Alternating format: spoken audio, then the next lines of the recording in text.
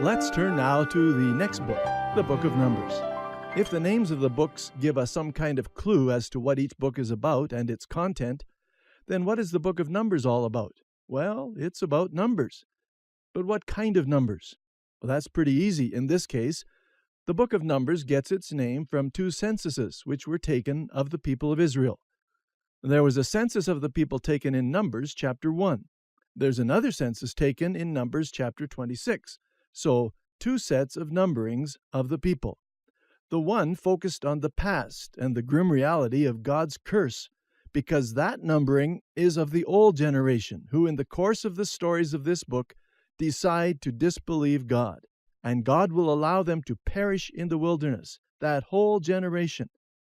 There's another census at the end of the book which looks ahead to the future possibilities of God's blessing for the younger generation, the new generation which is going to move into the promised land.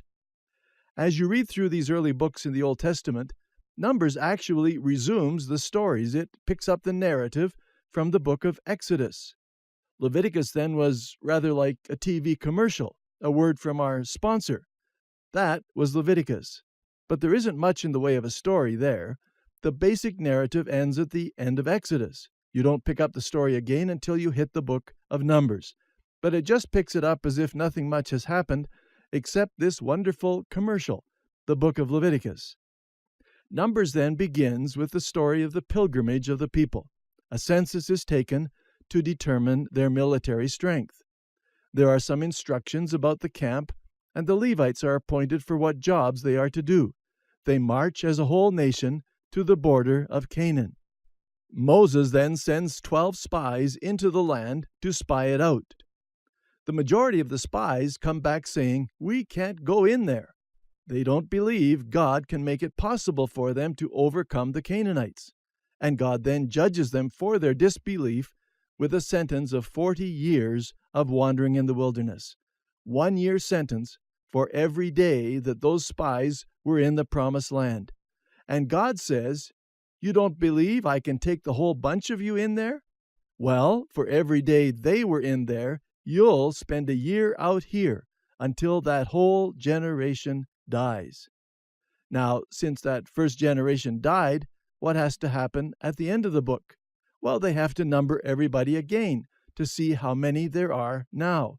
It's a whole new group, a new generation. How many are going to go now from this point into the promised land? And the book of Numbers brings us finally to the border of the land of Canaan, and the transition of leadership between Moses and Joshua. The theme of the book of Numbers is a contrasting two-part theme, the severity of God and the goodness of God. God is severe with the old generation because they did not believe his promises. But he is good to the new generation. He gives them another chance. And we see throughout the stories and wanderings detailed in the book of Numbers something of the wonderful faithfulness, mercy, and the long suffering of God with such an obstinate people. There are, as a result of the stories in this book, some very important warnings. 1 Corinthians chapter 10 tells us very clearly that what happened in the Old Testament, and very specifically what came to pass in the book of Numbers, happened to these people not just for their own sake, but for an example to us. And as a result, Paul declares that there are some warnings for us, two in particular. First of all, in 1 Corinthians 10, verses 11 and 12, a warning about presumption.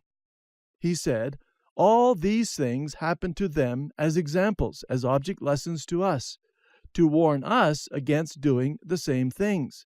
They were written down so that we could read about them and learn from them in these last days as the world nears its end." So, Paul says, be careful. If you are thinking, "Oh, I'd never behave like that," watch out. Let this be a warning to you, Paul says, for you too may fall into sin.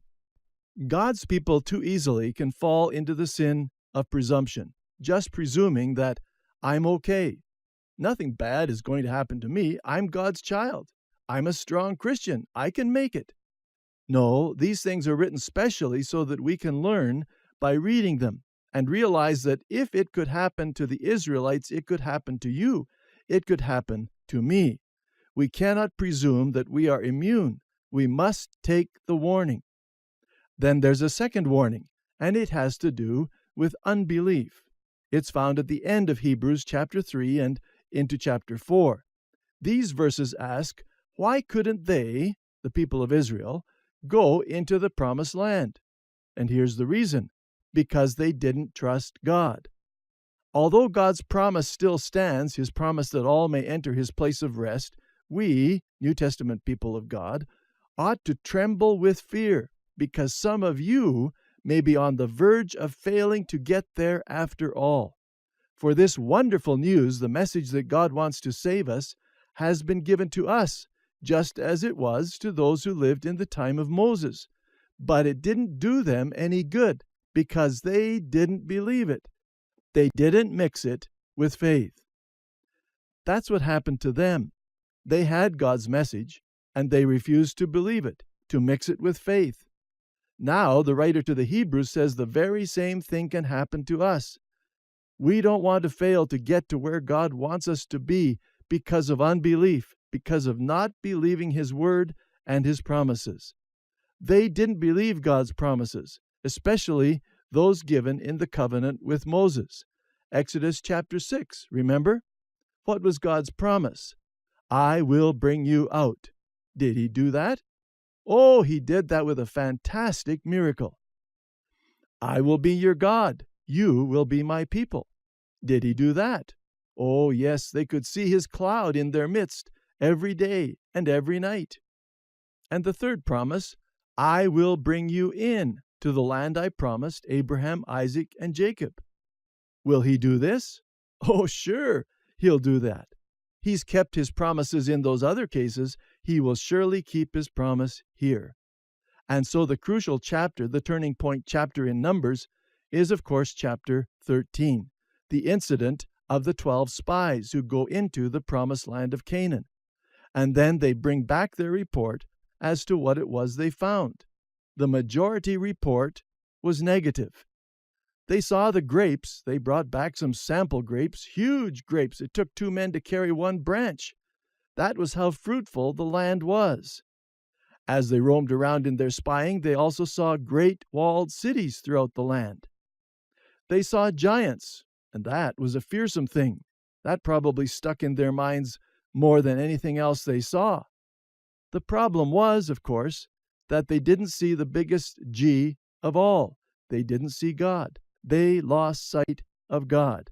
And 10 of those spies came back with a negative report saying, we cannot go in and take the land. We cannot believe God's promise. They saw with the eye of flesh, if you will. In other words, they saw God, but in between God and themselves, they saw the difficulty. And the difficulty had blocked their view of the reality of God and his promises. Only 2 of the 12 spies, Joshua and Caleb, saw the situation with eyes of faith. And how is it that you see with faith? Oh, it doesn't mean that you become unrealistic. The 2 spies, Joshua and Caleb, saw the great walled cities. They saw the giants. They saw the problems. They saw the difficulties, but what made the difference for them was that they saw God before the difficulty. They never lost sight of who their great God was, and that made all the difference to their report and to their destiny as being the only 2 men of their generation who ever got a chance again to walk in the promised land. The majority of those people saw themselves as grasshoppers in the sight of those giants. That too was part of the report, another G. We're just grasshoppers. But when you move on a little further in the Old Testament and the book of Joshua, chapter 2, and the story of Rahab, a lady in Jericho, she tells what was going on in the hearts and minds of the people of Canaan at the time the spies were moving around in that land. And Rahab reports that all of the people of Canaan melted with fear. They just melted when they heard about the Israelites and what God had done for them. When they even heard the name Israel, they got the shakes. That was the reality. For these spies, they thought the reality was, those guys are giants. In their eyes, we are nothing but grasshoppers. We're just little bugs that they're going to squash as soon as we get within reach. Was that reality? That was not reality. The reality was what Rahab reported. When we see our problems as bigger than God, we will always have a distorted view of reality. We will not see things as they really are. And these people lost touch with what the reality really was. Also note that the majority is not always right. The Christian life does not rest on democratic principles. It rests on the promises, the power, and the presence of a king whose values and priorities will usually be opposed to the majority view of the cultures in which we live. Notice that their problems began in small ways. Numbers tells us that it began with murmuring. The people murmured and muttered and grumbled. Just small stuff, not big stuff, not stuff that you would call sin. But that murmuring and ingratitude was what got them started on the downward path towards unbelief. It was a serious, serious path to get on. And surely we need to be careful too. We live in lands where there is so much for which to be grateful. God has blessed us in so many wonderful ways. Let us never murmur, complain, or grumble. It can start us off on the path down to unbelief. Someone has pointed out this reality.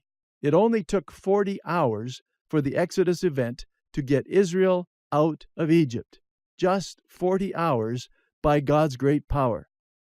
But as you look at the story of Numbers, it took 40 years to get Egypt out of Israel. The memory of the leeks and the garlics and the spices and all the stuff they had left behind. It took 40 years to get that drained out of their system as God worked with these people throughout the stories in the book of Numbers.